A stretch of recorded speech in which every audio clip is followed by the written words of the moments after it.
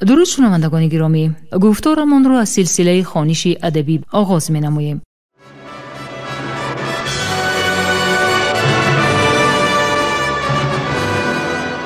با توجه شما کتاب کسینوفونت تحت عنوان کروشنامه در ترجمه، تحریر، سرسخن و توضیحات دکتر علم‌های فلسفه پروفسور رمضان نظریف در قرائت کارمند شایسته تاجیکستان علیزاده عبدالرشید خوجمقل تقدیمتان می‌گردد. گفتار 13.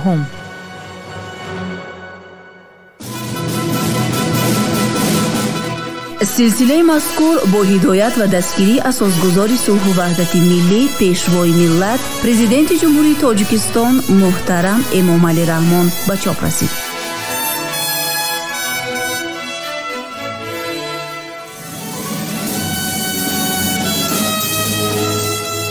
کروشنامه اثری است که تربیه سرلشکر و حاکم آرمانی مردم فارس را در دوره هخامنشی‌ها تصویر می‌کند. آن همچون رمانی تاریخی، ترجمه حالی و دستورنامه اداره‌کنی و راهبری تعبیر می‌شود. در آن در برابر هنرهای جنگی و لشکرکشی و صنعت جنگ و محاربه‌ها، همچنین دستورهای سیاسی و اخلاقی در آمیزش با قصه‌های مردمی، ترجمه حالی و تخیلات بدیعی تصویر می‌یابد که اکثر آنها در دایره طبقه برگزیده افین صورت گرفته است. همچنین کروشنامه درباره خصلت و سیرت کوروش بزرگ معلومات می‌دهد. کتاب یکم، باب 6.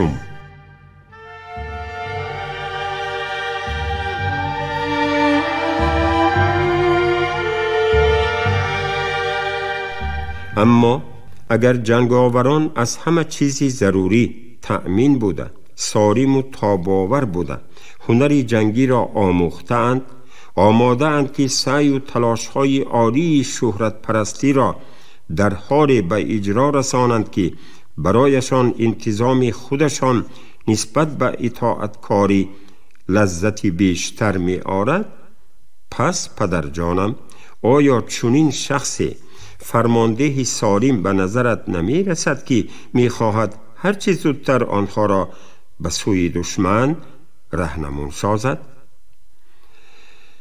البته به نام زیوس قسم می خورم، جواب داد پدر، به شرطی که اگر او به غلبه امید داشته باشد. در عکس حال من احتیاطکار بودن را افضلتر می دانم و زیاده از آن به حدی که برتری معنوی خودم و سربازانم را باید احساس نمایم، مانند آن که در موردهای دیگر نیز ما کوشش میکنیم که امنیت همه چیزهایی را که برای ما گرانبهاتر است حفظ نماییم. پس پدر جانم، چگونه دشمن را مغلوب کردن ممکن است؟ قسم به نام زیوس پسرم که درباره یک مسئله عادی و یا ناچیز سوال نگذاشته ای، اما بدان کسی که نیت پیروزی دارد باید مکار، دمدوزد، عیار و دزد و غارتگر شود و این چنین در حیله های حربی از دشمن پیش قدم تر باشد. آنگاه کوروش خندیده گفت: به نام گیرکل قسم که برایم آینده نیکی را پیشگویی میکنی پدر جان. تو پسرم شخصی عالی ترین و قاطع ترین خواهی بود که قانونها را رعایت می کند. اما چرا در دوران کودکی و سپس در دوره به سن افب رسیدن ما شمایان ما را کاملا دیگر خیل تعلیم می دادید؟ درست است گفت پدر، و حالا ما به شما تعلیم می دهیم که هم نسبت به دوستان و هم شهروندانمان چنین طرز رفتار نمایید. اما آیا تو نمی دانی که شما این چنین هنرهایی را آموخته بودید که توسط آنها به دشمن ضرر رسانیدن ممکن است؟ نه، حداقل من این را درباره خودم تصدیق کرده می توانم، پاسخ داد کوروش. پس به کدام خاطر شما تیر پرانی از کمان و نیزه پرتایی را یاد گرفتید؟ با کدام مقصد شما هنری بدام افکندن خوک‌های وحشی را از طریق کافتن چقوری و در آن پهن کردن توری شکاری آموخته اید؟ یا شکار نمودن آهویان را به واسطه قبقانها و دامها از یاد برآوردید؟ چرا با شیر و خرس و پلنگ نه به عنوان قوه های به هم برابر بلکه همیشه با نیرنگ های مختلف و شکاری مبارزه می بردید؟ آیا نمی دانی که این همان نیرنگ های مکارانه است که برتری را بر دشمن تأمین می نمایند؟ ها، البته قسم به نام زیوس، جواب داد کروش، اما همه این بر ضد حیوان ها بود و اگر من آدمی را فریب دادنی می شدم با قمچین ضربه زیاده می خوردم. ما به شما طرزی به هدف دقیق رسیدن تیر را یاد می دادیم و نمی گذاشتیم که به سوی آدمان به خاطر آن نیزه پرتایید و یا تیر اندازید که در زمان حاضره به دوستان ضرری رسانید. اما در حالت جنگ هجوم دشمنان را با آن بازداشتن ممکن است و ما به شما هنگام شکار نوعهای حیله و نیرنگ‌های گوناگون را یاد دادیم تا که شما آنها را به مقابل هموطنانمان استفاده نبرید. اما اگر جنگ سر زند آماده باشید که این هنرها را در مبارزه با دشمن به کار برید. اما پدرجان، اگر توانی ضرر رسانیدن به فایده آوردن برابر ضرور باشند، چرا ما دانش اندوخته را نسبت آدمان تطبیق نموده این ملکه ها را در خودمان رشد نمی دهیم؟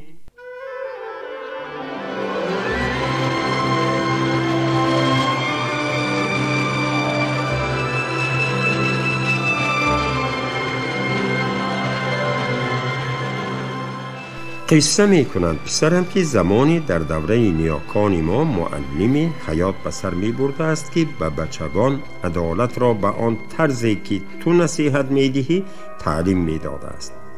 وی هم دروغ و هم راست گفتن، هم فریب دادن و عادلانه رفتار نمودن، هم صمیمی بودن و هم تهمت زدن، هم مکار و هم آشکار و روی راست عمل کردن را یاد می داد. در برابر این نشان میداد که از همه این خصلت‌ها کدام آنها را به مقابل دشمنان و کدام آنها را در مناسبت با دوستان استفاده بردن لازم است. و نیز تعلیم میداد که میتوان دوستان را فریب داد اگر به آنها فایده رساند و مال آنها را دزدیدن ممکن است اگر به نفع آنها باشد. و کودکان این راه و رفتارها را تعلیم داده آنها را مجبور می کرد که همه آنها را در حیات تطبیق نمایند، مانند آن که ایلین‌ها طبق روایت‌ها و بچگان به کار بردن حیله و نیرنگ‌ها را در محاربه تعلیم می دادند. همینطور بعضی نوجوانانی که میل فریب و نیرنگ داشتند و شاید از حساب دیگران فایده به دست آوردن هم می‌خواستند نتوانستند از رفتار دست کشند که مهارت خود را در نسبت همشهریانشان سنجیده آنها را فریب دهند.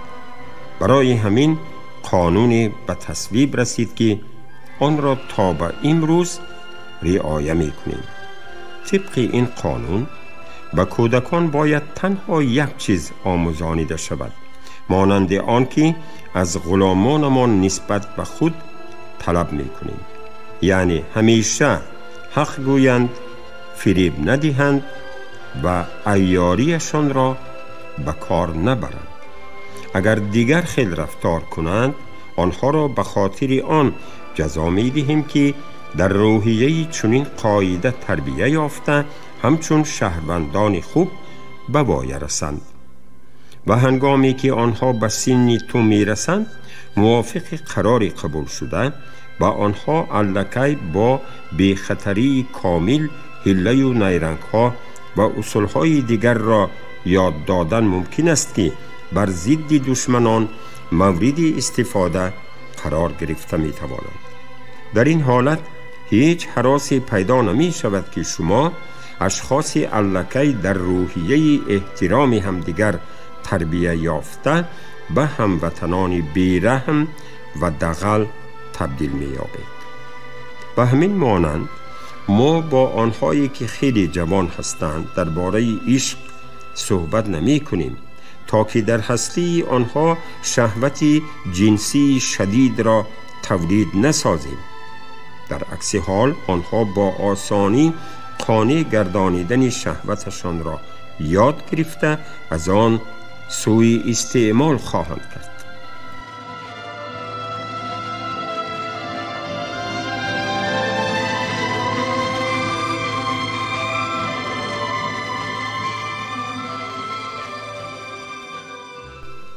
پس ای پدر، از بس که من به نام زیوس قسم می خورم در آموزش همه این نیرنگ های حربی عقب ماندم، پس از تو خواهش می کنم که آنها را از من پنهان ندار تا دشمنان را مغلوب کرده توانم. پیش از همه کوشش کن که جنگاوران خود را با ترتیب جنگی صف آرا و به دشمن هنگامی با تمام قوه هجوم آور که صفهایش پراکنده شده باشد، یا جنگاورانت را با اسلحه حربی پرره مجهز نموده سپس به دشمن هجوم آور تا که او را در غفلت مانی، یا به جنگاوران خود فرما که بیدار باشند و پس به دشمنی خفته درفتند، یا ناگهان به او نزدیک شو، یا که اگر دشمن موقع‌هایی برایش نامساعد را اشغال نماید خودت در موقع‌های مستحکمتر جای اشغال کن.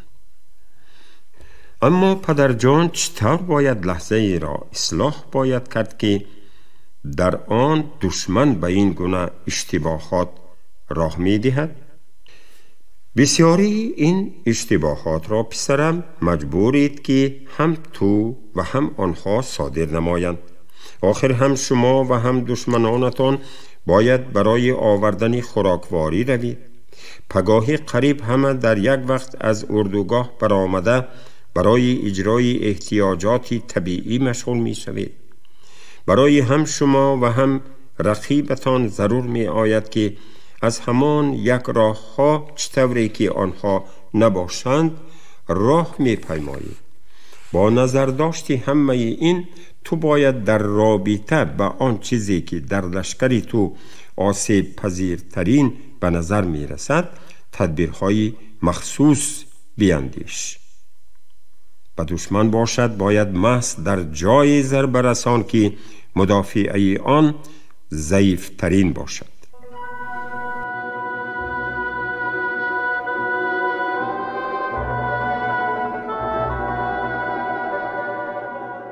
اینک پدر، آیا محض در لحظه های ذکر شده باید تلاش ورزید که بر دشمن پیروز شویم و یا وسیله های دیگر وجود دارد؟ آنها نهایت زیادند پسرم، اما در حالت هایی که من ذکر نمودم فرماندهانی که کار خود را خوب می دانند محافظانی قوی می گذارند. سپس کسی که دشمن را فریب دادن می خواهد او را به حال خود گذاشته می تواند و بعد او را در غفلت می ماند.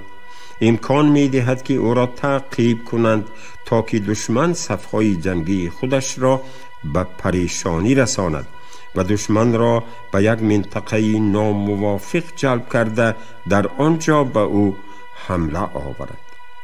تو باید همه این اصولها را آموزی و نه تنها اصولهایی را به کار بری که الکی معلومند، بلکه خودت نیز در حیله و نیرنگ سازی های گوناگون حربی که بر ضد دشمن استفاده می شوند ایجادکار باشی. مانند آن که نوازندگان نه تنها موسیقی هایی را می نوازند که از آنها با خبرند، بلکه برای ایجاد کردن نغمه نو سعی و کوشش می کنند. چنان که در موسیقی هر چیزی نو و تازه شهرتی کلانتر کسب می نماید، در هنر جنگاوری نیز هر گونه نوآوری دقتی بیشتر را به خود جلب می کند. با یاری آنها دشمن را هر چه زودتر گمراه کردن ممکن است. و اگر تو پسرم به مقابل آدمان حتی آن نیرنگ های را به کار بری که با یاری آنها خردترین حیوانات را شکار می کردی، مگر به خیالت نمی آمد که به این وسیله کاری را به انجام می رسانی که به نیرنگ های حربی خیلی قرابت دارند؟ آخر به شکار پرندگان را سپار گشته تو در شب خنکترین از جاگهت می خیزی و پرندگان هنوز فرصتی به هوا پرواز کردن را نیافته، تو اندکی برای آنها دام تیار کرده علف و بوته های میده شده را بالای آن با احتیاط چنان می پوشانی که گویا در آن جا یگان کسی پا نگذاشته است. تو پرندگان تعلیم داده را استفاده می بری که آنها برایت با جلب نمودن همجنسانی وحشیش برایت کمک نظررس می رساند. خودت چنان پنهان شدن می خواهی که آنها را ببینی، اما آنها باید تو را دیدن نتوانند. تو دام را پیش از آن که پرنده از آن برآمده پرواز کند پوشیده می توانی. وقتی که به شکار خرگوش ها می برایی که آنها در تاریکی شب غذا می خورند و روزانه گریخته می روند، برای تعقیب آنها سگ ها را استفاده می بری. اگر خرگوشی تعقیب شونده گریختن گیرد، تو سگ های دیگری را سر می دهی که تعقیب آن را در پی قدم هایش آموختند و اگر این سگ ها نیز به او رسیدن نتوانند، تو سوراخی های را جستجو می کنی که در آن خرگوش ها پنهان می شوند و به طور ناعیان تورهای شکاری را در آنجا پهن می کنی تا خرگوشی شتاب زده به آنجا افتاده به آشفتهاری دچار آید و برای آنکه گریختن نتواند در نزدیکی آن پاسبانان را می گذاری که آنها در این حال فوراً دویده می آید. برای آسان دستگیر کردن او خودت در خفا ایستاده با آوازی بلند داد و فریاد میزنی و خرگوش را تا به آشفتگی کامل میرسانی و همزمان به آنهایی که کمین گرفتند فرمان میدهی که پنهان شوند. پس اگر خواهی که همه این اصولها را بر ضد آدمان استفاده بری، چنان که در بالا در این باره گفتم، به نظر من در استفاده نیرنگ های حربی نباید به دشمن تسلیم گردی. شما گفتار 13 را از سلسله خوانش ادبی از روی اثر کسینوفونت تحت عنوان کروشنامه در ترجمه، تحریر، سرسخن و توضیحات دکتر علم‌های فلسفه پروفسور رمضان نظریف در قرائت علیزاده عبدالرشید خوجمقل شنیدید. کارگردان شیرعلی نغزلی، صدابردار کریم جان حمیدزاده.